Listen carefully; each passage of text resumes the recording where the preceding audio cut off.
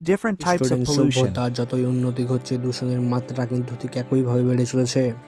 আজকে আমরা জানবো যে বায়ু দূষণ, শব্দ দূষণ, জল দূষণ, বিভিন্ন ধরনের দূষণ সম্পর্কে।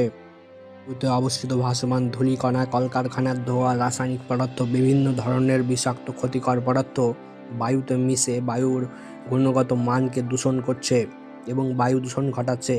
যেমন তাপবিদ্যুৎ কেন্দ্র থেকে বিভিন্ন ধরনের রাসায়নিক পদার্থগুলো বাতাসে মিশছে এবং বাতাসের গুণগত মানকে নষ্ট করছে।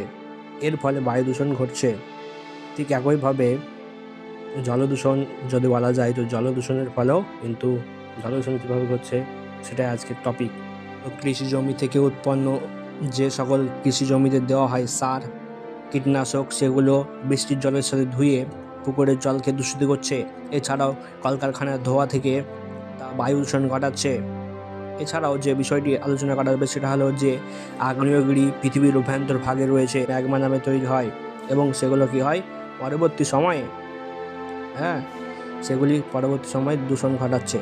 এছাড়াও শহর এলাকার ড্রেন থেকে বা নালা নিষ্কাশন থেকে কি হচ্ছে, নিষ্কাশন বা নালা থেকে সেই জলগুলিকে গঙ্গা নদী বা কোনো অন্যান্য অঞ্চলে নদী তীরবর্তী এলাকায় ফেলা হচ্ছে। এর ফলে নদীর জলকে বা অন্যান্য এলাকায় দূষিত করছে।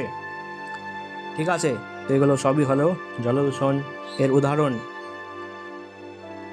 ঠিক আছে, তো এরপরের বিষয় যেটা আলোচনা করা হবে সেটা হলো যে সর্বশেষ যে বিষয় তা হলো বায়ু দূষণ। এই বায়ু দূষণের ফলেই কিন্তু গ্লোবাল ওয়ার্মিং হচ্ছে, আর গ্লোবাল ওয়ার্মিংয়ের ফলে পৃথিবীর গড় উষ্ণতা বা তাপমাত্রা বৃদ্ধি পাচ্ছে, আর তাপমাত্রা বৃদ্ধির যে ঘটনা সেটাকে বলা হয় গ্লোবাল ওয়ার্মিং।